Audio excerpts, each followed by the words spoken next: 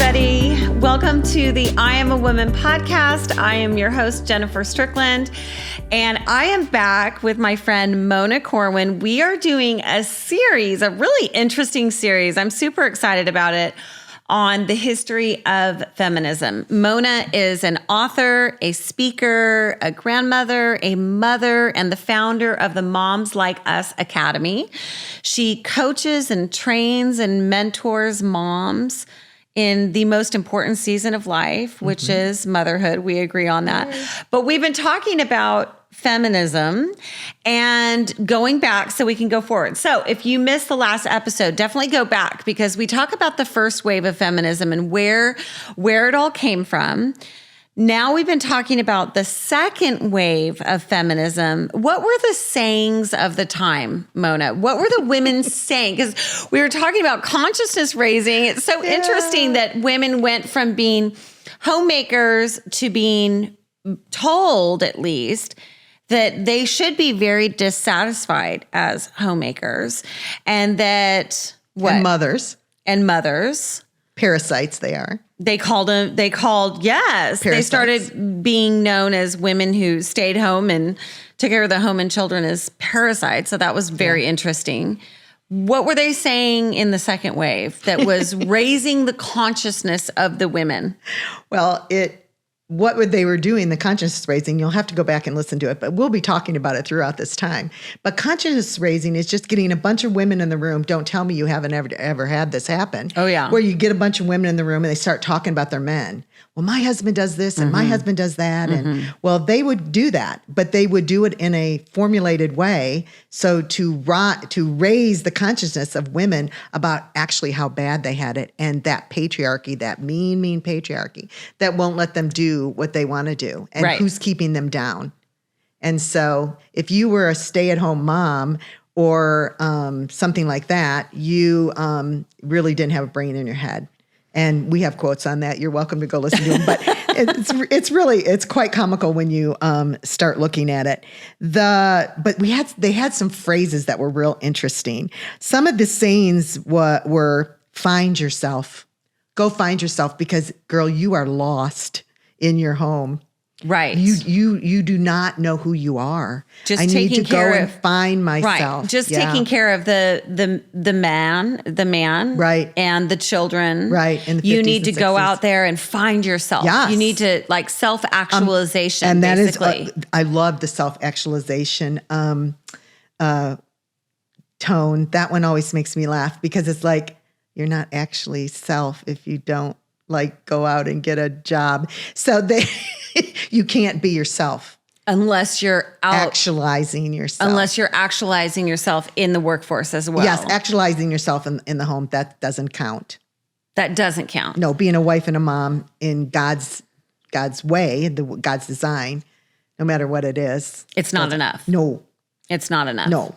Okay. It's not enough. So, and even though it's not everything that you are, so let's just make that clear. Right, because we have gifts and talents. Yeah, I believe that women should use their gifts and talents outside of the home. Well, it's we've got the talents to prove that. Biblically, they are supposed to. So they had good ideas. They had things that we would agree with. Yeah, they had the problems that they were pointing out were good problems. I was grateful to hear them. I still think lots of those things, like equal pay. Nobody wants their daughter messed with in their workplace. Sure. And I'm not in favor of abortion, but those were their three main things. And so I could get on board with that. And I'm going to tell my story in a little while. I thought, hey, if you want to get an abortion, good for you, but the government shouldn't be telling anybody what they should be doing. It's not the government's choice. So it was, we could agree with most things, but to get that many women on board, right? You had to get them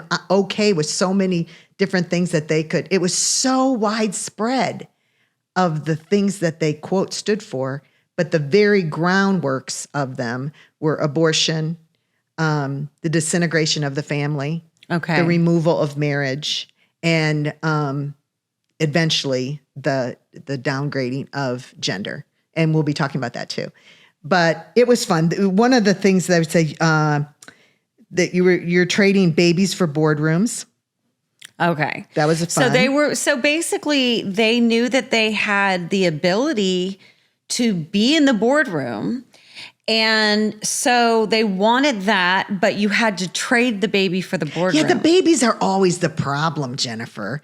Like through all these waves, like the kids are the problem. Take me to the boardroom. Or not. I'm actually not very good in a boardroom, but I'm saying I want to have the baby and I want to be able to, for me, write my book, for example. Right. So, but you had to trade one for the other. Well, you have to understand, a lot of these women were educated. Like June Cleaver. You know, everybody said, oh, you just want to go back to the 50s. No, I do not want to go back to the 50s. I really like God's design, and it wasn't being enacted in the 50s either. So we're constantly trying to get to God's design and his way because, the Bible has the answers and the design. What is interesting is that when we have our gifts and talents, God wants us to use them, but it's for different seasons.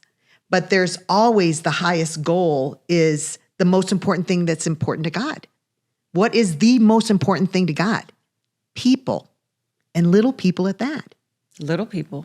And like, that's God's thing. So when God decided to send his son to the earth to save the world, he sent him to academia? Nope. Did they send him to the government so he could learn to rule and reign because he was going to be king? Nope. Did they send him to the village, as we've been told?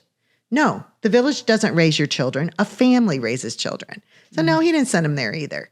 He sent them, he didn't even send them to the feminist, who obviously thought they knew a whole lot more than us women about what a woman should be doing. He didn't send them there. God didn't send Jesus there. They would have suggested. He sent his only son, Savior of the world, into the arms of a mother. Protected by a father. And he sent his only son into the family because God is all about family. It is his design of family. He uses family vernacular in everything that he does. The Trinity is like a family. Jesus is the Son. He's the Father. Jesus went to prepare a place for us. It is all about family. And this movement is literally not about family. Not about family. Not about family. So they're burning their bras. Yeah, they are. They're singing. The guys were liking this. Why were they burning their bras, Mona? Because what was the deal? It's so funny. What does that even That's what mean? I'm telling you. When I was following along behind him, like my mom's like, put your bra back on. Right, because you started following him. You're I'm like, hey, burn this is my cool. bra too. Yeah, and I really needed a bra.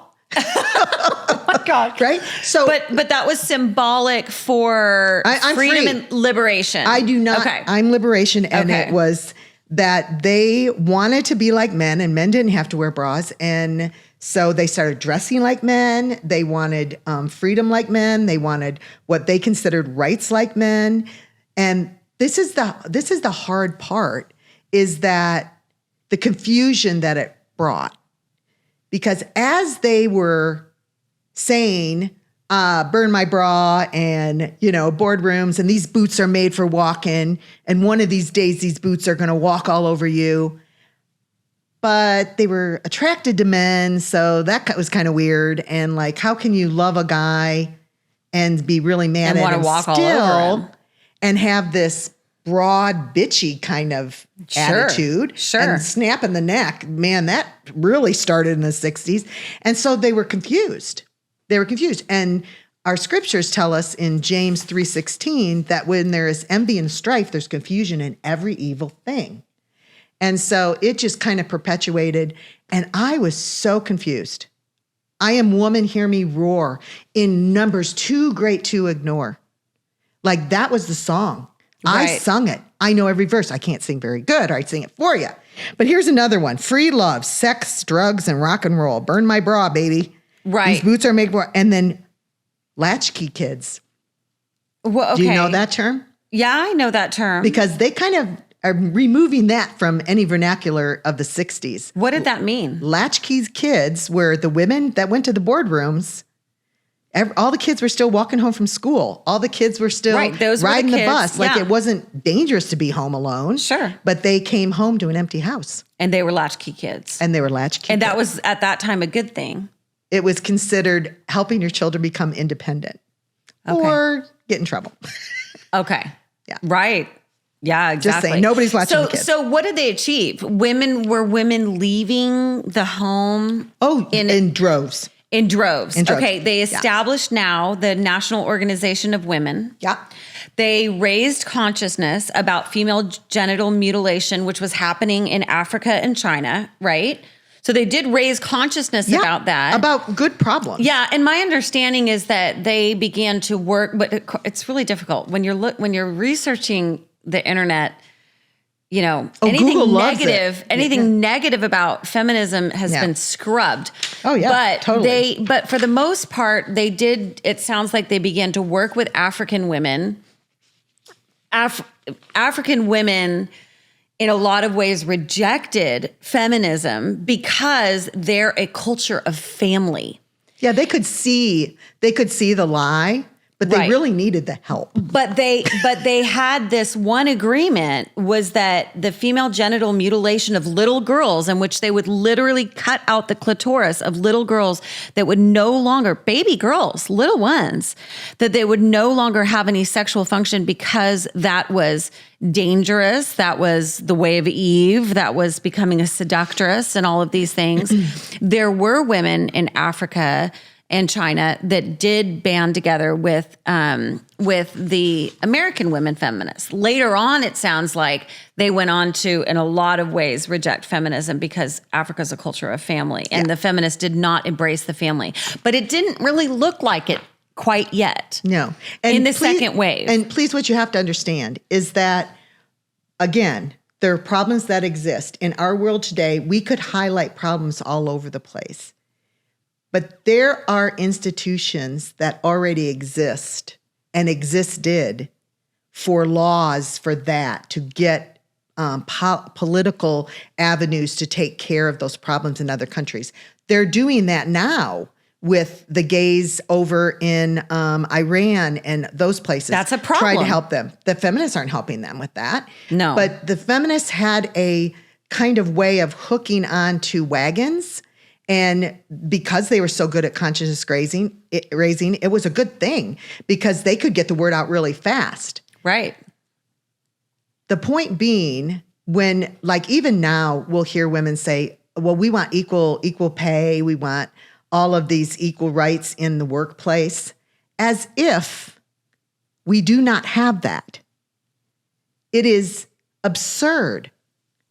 There are laws that were in place in 1963. The Equal Pay Act went into effect in 1963. They didn't even have their first march. So why is it that they were still screaming about it in the 70s? But they're screaming about it now. They're saying that now the average woman makes 77 cents per dollar of the average man in America, and that it's still a problem. Is that true? No, it's not. And I don't have my paperwork with me right here that lists it out. When they use that criteria, and it's actually 77 cents, but so they get a little bit more, but it's based on hours worked, where women are working less hours. They're working in, I have to have my paper. They're working in careers that pay less because women are choosing careers that are flexible because they want to have children. And the feminists can't have it be that women are doing that because they want to have kids, because, like, the kids are the problem and you do not want to be home with your kids. Like, that is a big no in the feminist movement. Okay. Well, we're going to pick that up later when we talk about... Let me just, for those of you that are watching that want to look this up, Jordan Peterson does a really good talk on equality in pay. And he explains it much better than I can and with the correct numbers. But that is not exactly true. And I'll come up against that every time. Right, because women are working in different careers for less hours with more flexibility so that they can be there for their children. So so the law was in place in the 60s. They have the law in place in 1963, and they were still talking about in the 70s. Now, they also got the Civil Rights Act of 1964. And that says you cannot discriminate against anyone on the basis of race, sex, or religion. Okay, President Kennedy signed that. So in 64, that is already established. Yes. Okay, so then what did they have to, did they lose steam? Did they? No, they picked up steam because they kept saying that they are the ones that have to make it happen. They kept trying to bring it up when they did. So those were, if you were not getting paid right, you had a law. We don't even know that feminism would have accomplished anything if it hadn't, because the civil rights movement was going to do what it was. So it's kind of up in the air. Some people are like, it would have happened anyways. They would have gotten their equal pay. So they got that in the civil rights movement. Yeah. Okay. So that and was the equal pay. That was already established, but it stayed alive. How? Was it Kate Millett? Was she, because she comes on the scene. Yeah. How did it stay alive? If they already had equal rights. Yeah. They already had the ability to work outside of the home. And everybody was loving it because like the movies and everybody loved it. Right. They had the vote. They had the vacuum cleaners. They got the whole gig. But they're still going to keep rising up. What did Kate Millett do? How did she come into play? All right. Kate Millett was one of the main girls of Now and the feminist movement. She is considered to be extremely important in it. She's not talked about much, but she was very valuable. There are quotes about her being as influential in tearing down Western civilization and the dismantling of the family as Karl Marx and a couple other people. So she's very important, and learning about her would be to your benefit if you can find a place that isn't going to be like Google that kind of bleaches it clean. But we talked about the conscious raising. Let me just read what they would do. Mallory Millett is Kate's sister, and she was a younger sister following behind just like me. And she would kind of started watching. She thought something was really weird about what her sister was doing. But she tells a story of 12 women that Kate brought together in New York City in 1960, early 1970. These women who were the ones that laid the groundwork for the second wave feminism, which gave way to a world of woke. And the next thing is Mallory's words. It was 1969, and she took me to a meeting at her friend Lilia Karp's place in Greenwich Village. At a consciousness raising, an idea that was imported from Mao's China, 12 women gathered at a very large table, and they opened with a type of litany, kind of like the Catholic Church, but this time it was Marxism, the Church of the Left. And the litany went like this. "Why are we here today?" the chairwoman asked. "To make a revolution," they answered. "What kind of revolution?" "The cultural revolution," they chanted. "And how do we make the cultural revolution?" she demanded. "By destroying the American family," they answered. "How do we destroy the American family?" she came back quickly. "By destroying the American patriarch," they cried exuberantly. "And how do we destroy the American patriarchy?" she probed. "By taking away his power." "And how do we do that?" "By destroying monogamy," they shouted. "How can we destroy monogamy?" "By promoting promiscuity, eroticism, prostitution, abortion, and homosexuality," they resounded. Wow. They proceeded with a long discussion on how to advance these goals by establishing the National Organization of Women, and it was clearly desired that nothing less than utter deconstruction of the Western society. The upshot was that the only way to do this is to invade every American institution. Everyone must be penetrated. The revolution, the media, the education system, the universities, the high school, K through 12 school boards, the judiciary, the legislature, and the executive branches, and even the library system. This was in 1969.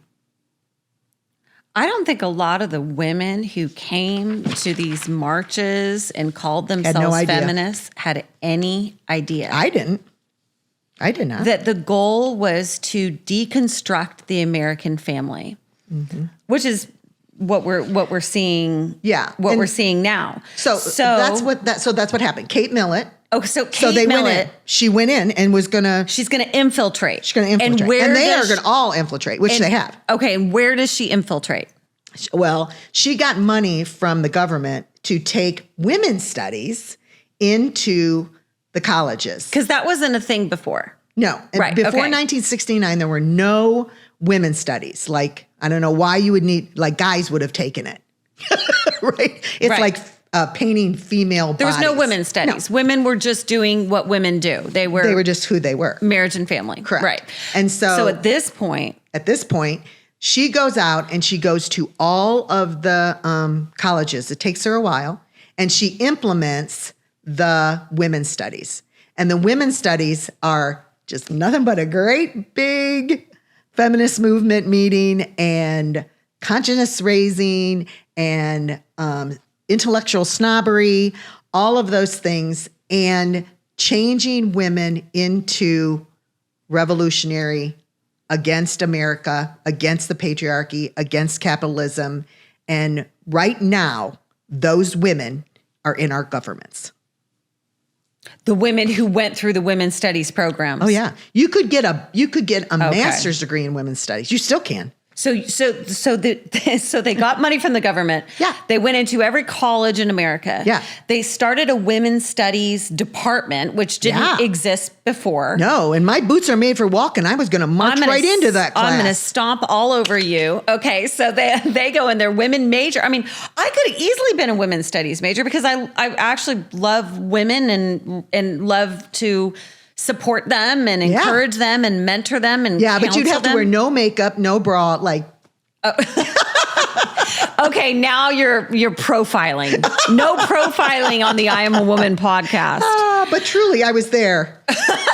Maybe you're right. But we had halter tops, so that kind of kept things. You had halter tops. Okay, so they bring in women's studies, and there is this undercurrent of the rejection of the family.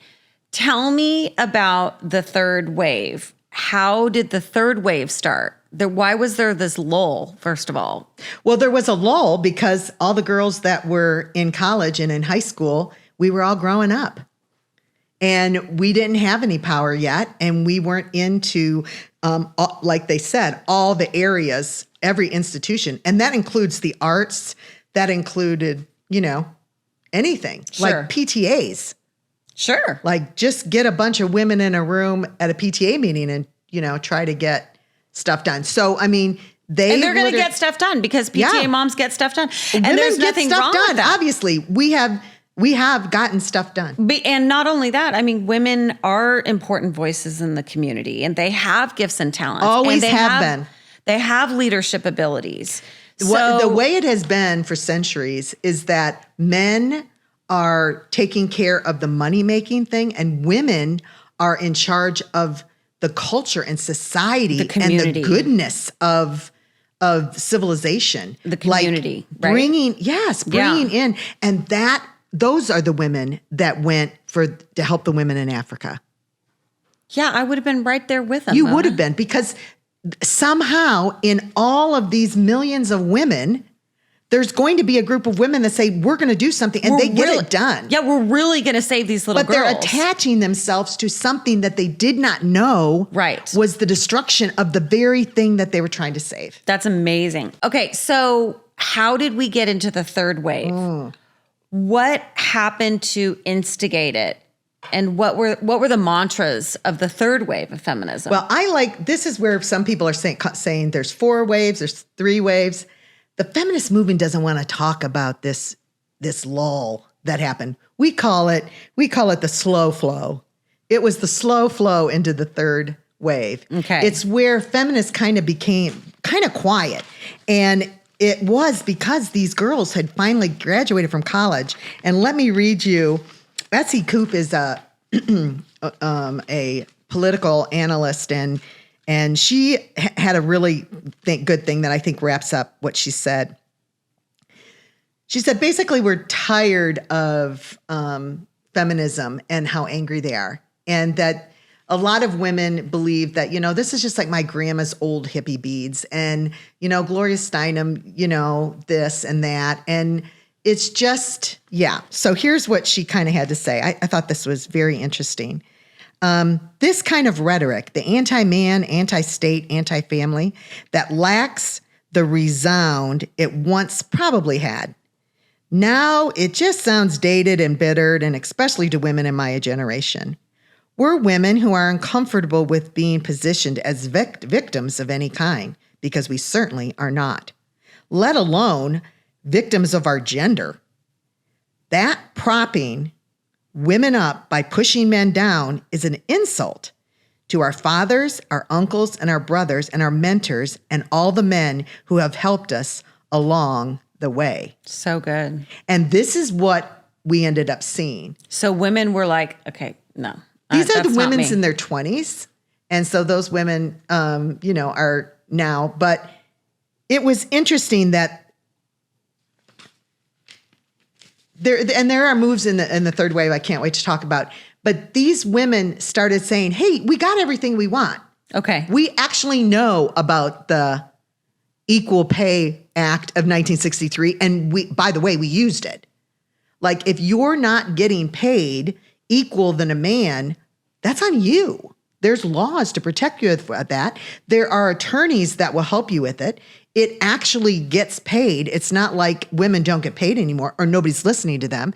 We are being listened to. We have made moves in corporate America and all of that. And this glass ceiling that they talked about, which a lot of these women in the slow move were just like, I don't need a glass ceiling. I'm taking the elevator and I'm just going to my office.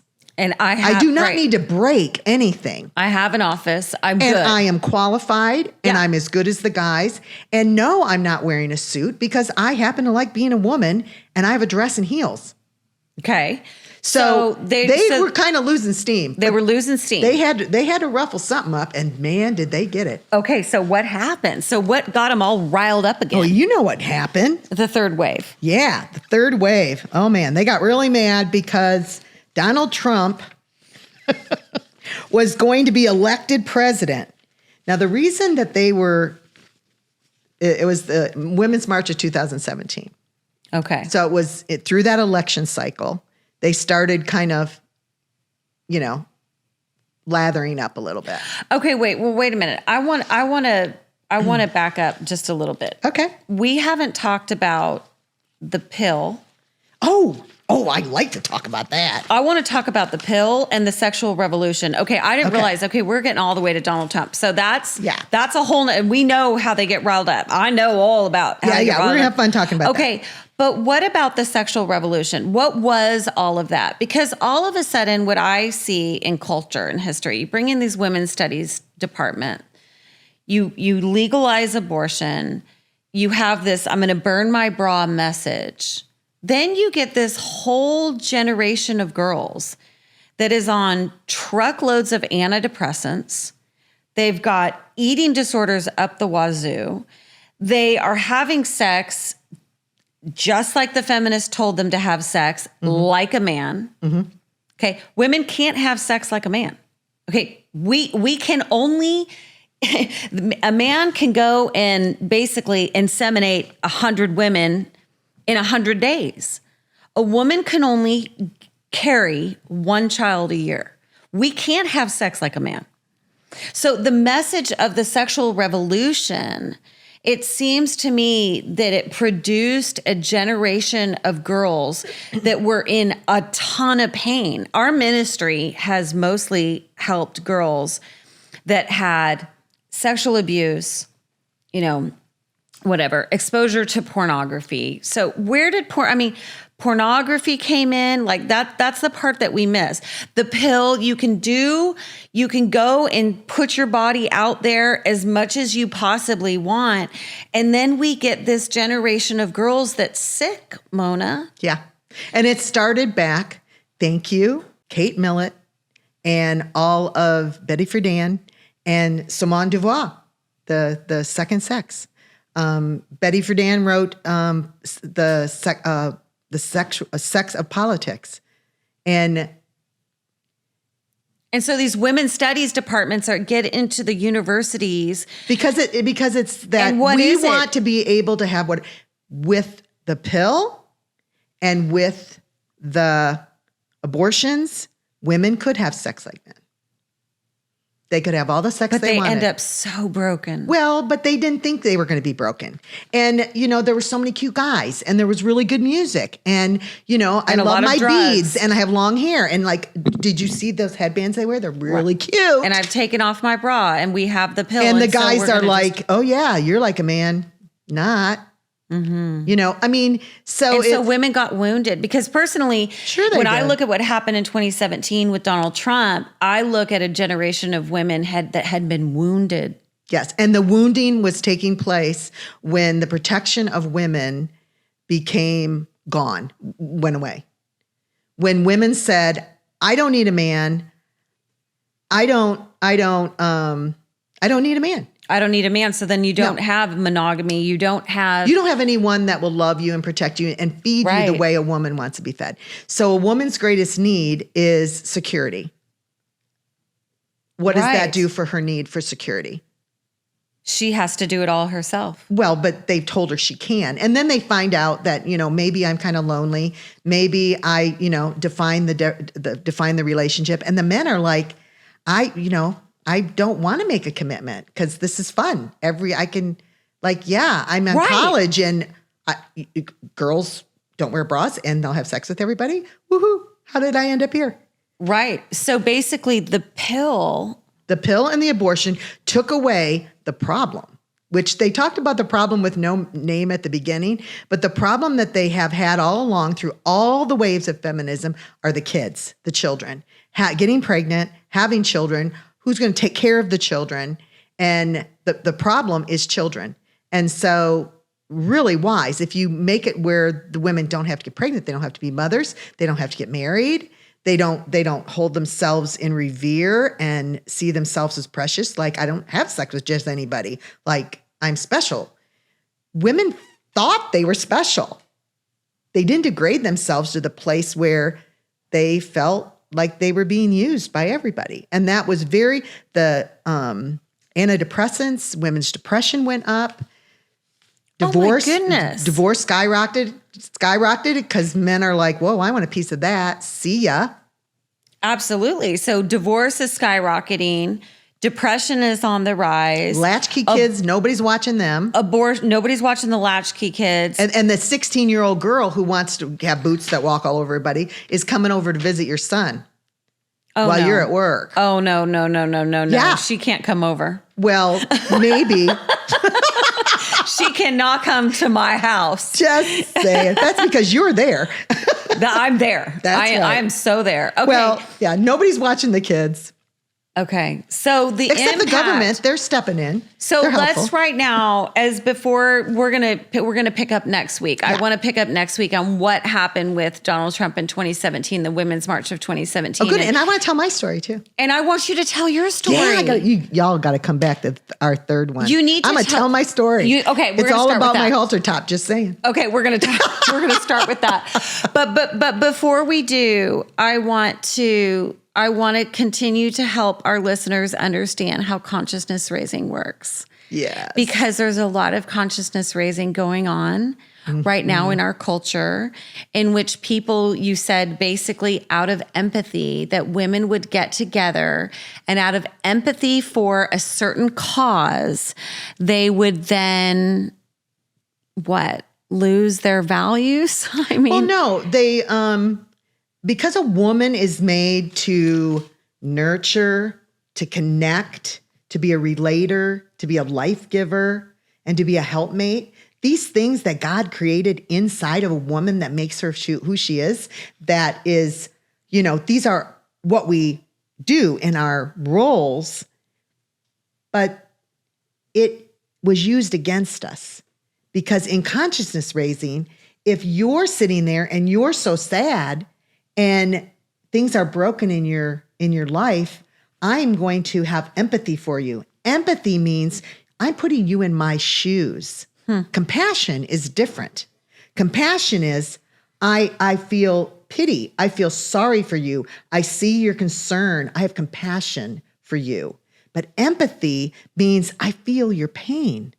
I'm feeling what you're telling me. And women are very good at empathy, and we need to be, because we are the nurturers and the growers of kids, of children, to grow them up, to understand them and say, well, this is that, and I noticed this, and our discernment is different, and this is why my husband is like, man, if you say it's not good, I'm with you. What do we do? So that's how conscious raising worked. I might not have that problem, but I'm certainly on board with you to help you, to bring life to you, to be a helper to you, to be a connector with you, to be a relator with you, to help you become what you can be. And that's what women do. So in essence, they took the very thing that we were gifted at and they used it for their own things, their own agenda. The own agenda. It's really an agenda. It's an agenda Yeah. to destroy the family, monogamy, and every piece of our culture. I think it's so sad that monogamy became looked down upon. But it's just been that way. Like people think, oh, it's no big deal. I'm living with my boyfriend. Well, yeah, people think that now. But back when this whole thing started, they didn't. Well, 40 years ago, it was not okay for you to be doing that. Nice girls didn't do that. Nice girls girls didn't that do that. thought themselves valuable and worthy of a wedding and a ring and a commitment didn't do those kind of things. And those girls still exist. Please understand. Yeah. And I'm going to be talking to you about the move the other direction in the next one. I'm excited. All right, we're going to wrap it up. Well, I am a woman and my name means life. That is the mantra of the I Am a Woman podcast. And in this series, we are going to go back. We're going to look at the women's rights movement and what the seeds of it were, so that we can go forward with a newer understanding of how we are supposed to use our voices in this hour. Yep. So thank you so much, Mona. It's been great being with you. Yep. We'll see you guys next time.